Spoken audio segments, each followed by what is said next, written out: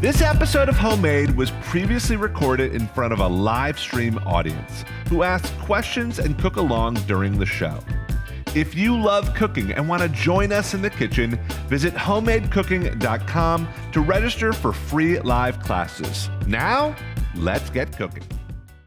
What is going on, everybody? We're making Lobster Bucatini. Oh, so good, so vibrant and fresh. If this is your first time to Homemade, welcome. We're not always this goofy.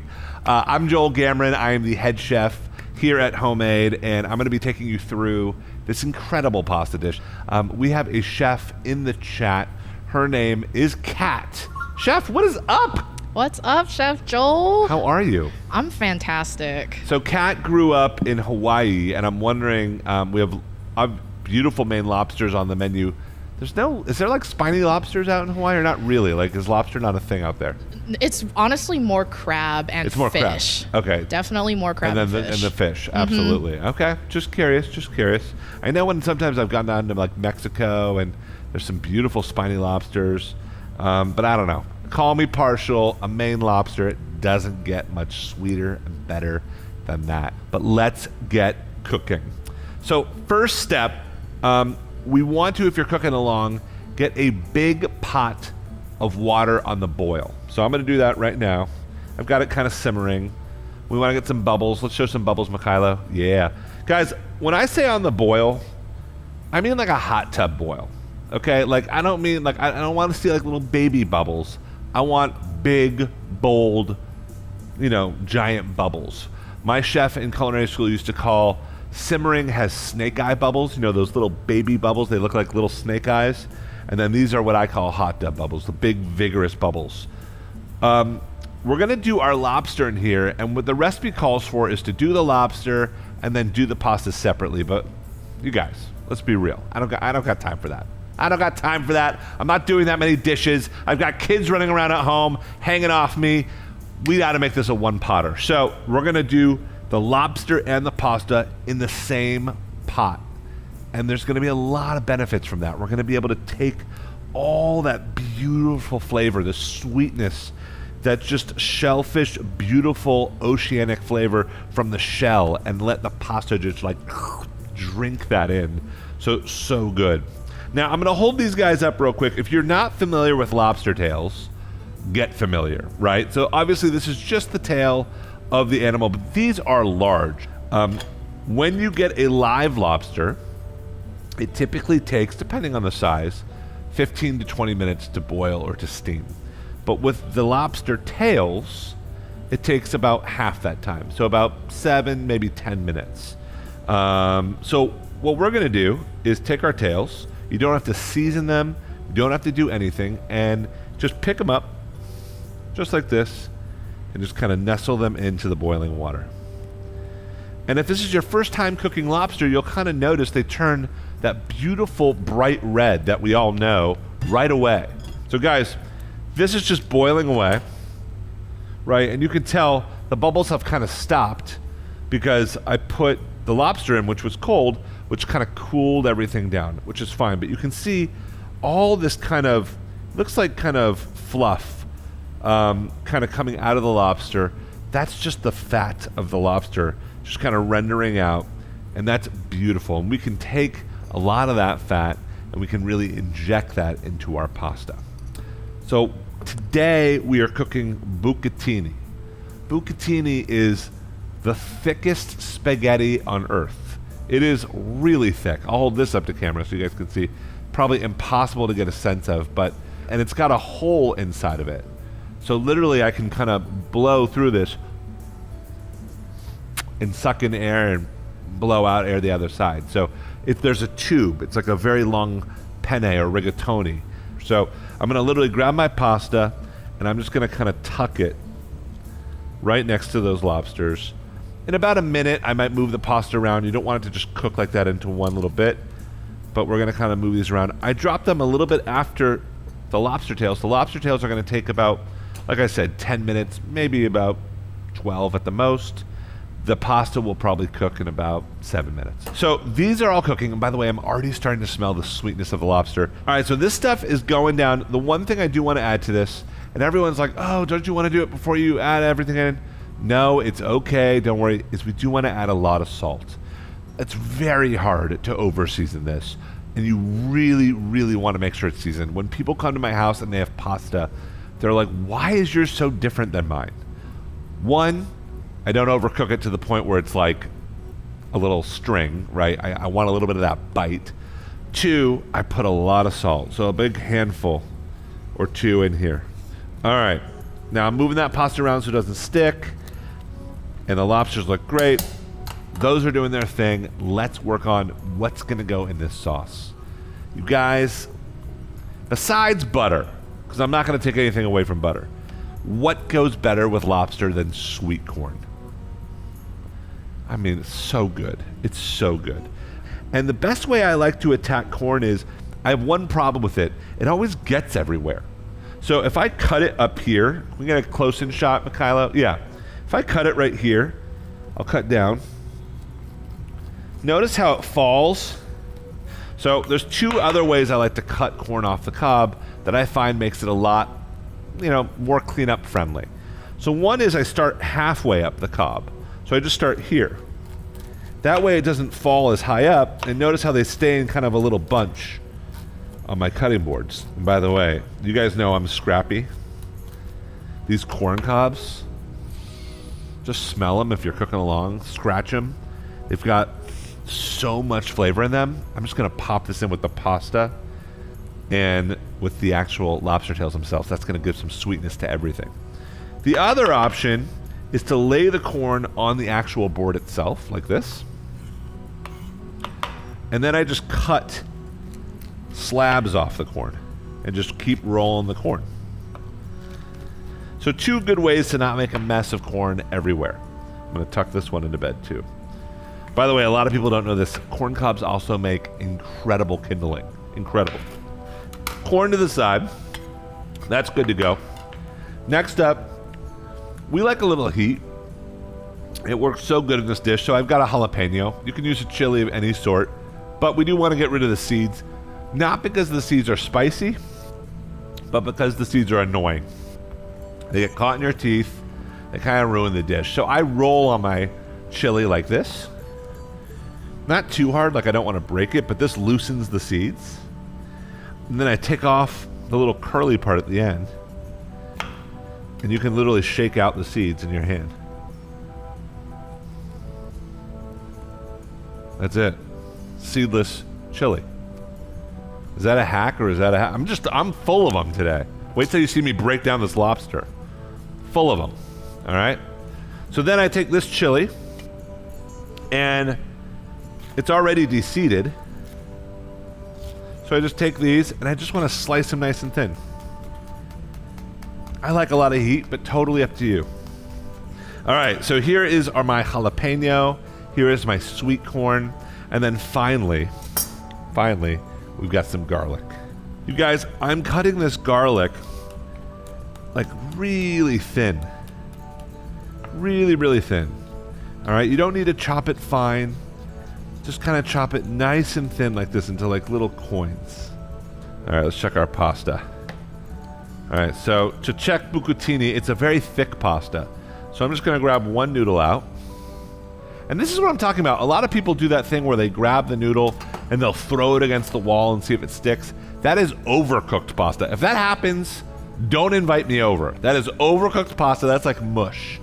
But when you take pasta out and you bite into it, this is borderline perfect. Oh my gosh. Honestly, I'm getting sweetness of the corn. I get a little bit of that lobster. Oh, perfect. It's still a little chewy for me. About another minute, and I'll be right where I want to be. That's doing its thing.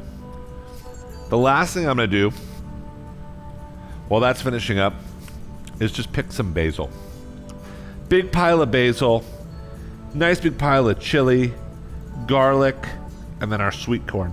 On standby, what I want you guys to grab, I have a little bit of Parmesan. With seafood, we don't use it too much Parmesan. We almost use it as like a seasoning, right? Because it's salty and funky and it adds a lot. So that's nice. I've got some white wine because it's like, how would you not, right? And then, and by the way, if you don't do wine, that's fine too. Go with white wine and vinegar. And then I've got a touch of cream. The cream is going to just add a nice body to the entire dish. So here we go. First things first, these lobsters have been going. They look gorgeous. I'm taking them out. Actually, I'm going to grab some ice. And I've got a bowl of water here.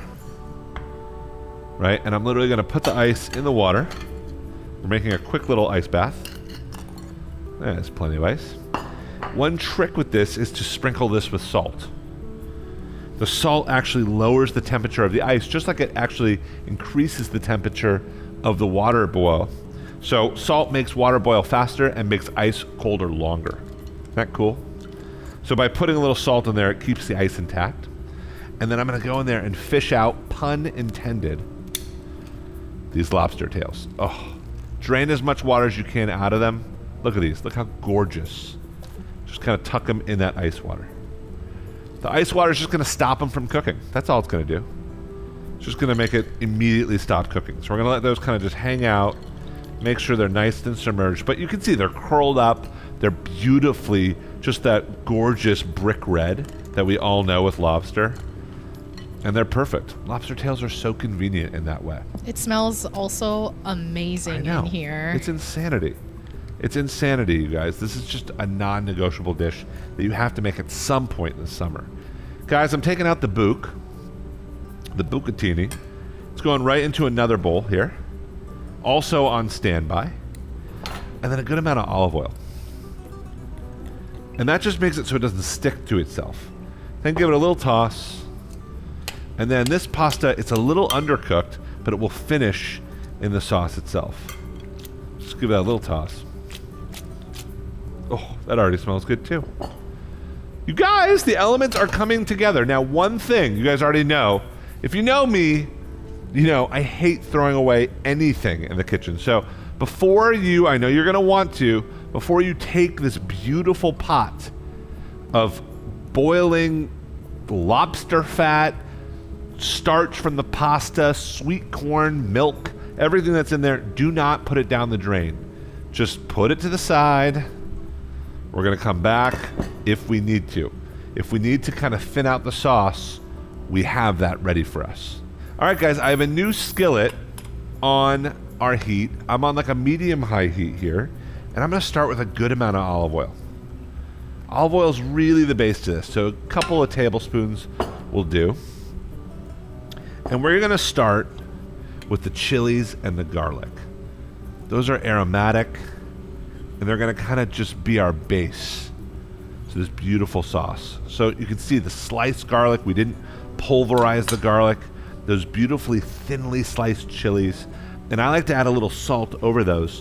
Whenever I add any vegetable to a pan, no matter what it is, I like to add a little bit of salt because the salt kind of mellows it out and it draws out all the moisture. Oh, that looks so good already. So I'm not frying this. It's not super high. It's on like a light, just low sizzle.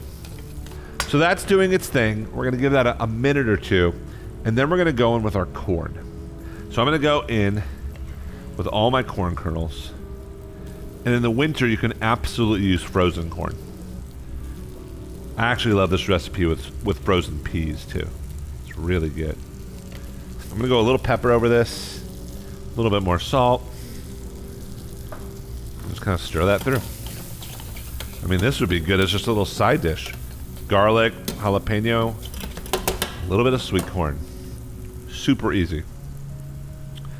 Basil is on standby. That's going to happen at the very end. But let's start attacking our beautiful lobster tails. The way that I like to take down these beautiful lobster tails is with kitchen shears. If you've got these at home, they're awesome for this job. And you can go through the kind of the inside part here with all the fins, or you can go through the top. I like to go through the top because I can kind of see what I'm doing. And I just put one side next to the meat and one side next to the shell, and I just kind of cut through the back all the way down through the tail. Then it should just open up. What you're left with is maybe one of the best pleasures culinary has to offer. A perfect, plump, and juicy, sweet lobster tail. I mean, oh my gosh. All right, guys, back to the sauce. I turned the heat back on high, and I'm going to add a splash of white wine. Okay, just to deglaze. And now I'm on as high heat as possible. Once the wine goes in, you can really start to cook it out. So you guys can see it's starting to really move here. And we want that wine to almost cook away. So we're going to let that cook away. While that's cooking away, I'm going to take these gorgeous, stunning lobster tails from Fulton Fish Market. I'm going to cut them in half lengthwise. Look at how beautifully that is cooked. And then I like to keep it really nice and chunky, because when you buy gorgeous lobster, I want to know I'm eating beautiful, real, stunning Maine lobster, which this is. So I don't want to cut it so small. I want a nice toothsome bite when I cut into it. That looks beautiful. And unfortunately, when you're the chef, you just get little snacks like this. That's probably just what happens. That's so good. Chef's privilege. Chef's privilege. All right, the wine is mostly gone, right? If I move this around, I can see a little bit left, but not a lot. Still a little bit. I'm going to give it just a 30 seconds here. And then we're going to go in with some cream. Now, the cream is optional. This recipe would be awesome without the cream, but the cream does add a lot of body to this. So I'm going to go in with about just a skosh of cream. Beautiful. And that just kind of all of a sudden changes everything that's going on in the pan. Oh, and I'm still on a high heat. On top of that cream, I'm going to go with my pasta. So in we go with all my book. And I just want to start tossing that around. All right, so that's doing its thing. Now I'm going to grab a little bit of my pasta water, and I'm just going to use that to change. If it gets too thick, if it gets too thin, you can always go back to it. That's why we kept that around. This looks great. So it's cooking away. I'm going to give it about a minute to really soak it in. All right. I think we're really good. The sauce looks really thick. It looks incredible. At this point, here we go. In with the lobster. Oh, yes. In with the basil. Chop it up just a little bit. Not much. Almost like ripping it. Gorgeous. And then I've got a little bit of cheese. We're not topping it with cheese. We're folding the cheese in. And then once the cheese goes in, I want you to turn off the heat. So we kind of just want to mix that in right here at the end. And you can just see as I kind of fold that around, this pasta is something different. It's something special. It's something that just, it's a treat. So here's how I plate this up, and I don't think I've ever been more excited to eat. I am so stoked. Grab a nice plate. And with pasta, I always like to bring the plate to the pasta. So I start with noodles, pick it up, just right on the plate like that. Then I start to go in after those little gems. Right? I kind of start to pick that plump, meaty, perfect Maine lobster. Guys, if you want some fresh herbs over that, that is your prerogative. You want to do some basil, great. Some chives. But oh my Lord, that is cooking at its best. So I'm going to get in here, grab a bite. Of course, I'm looking for those pieces of Maine lobster.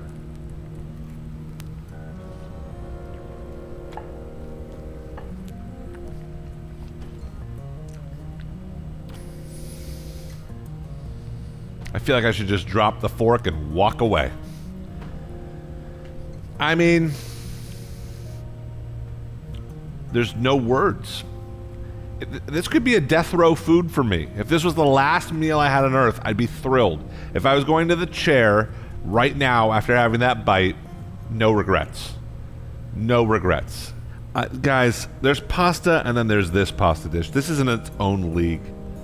This is really special. The basil comes through, the chili at the end. The lobster is obviously the star of the show, but the pasta has to be cooked right. And then that sweet corn, man, it's like little bursts of sugar.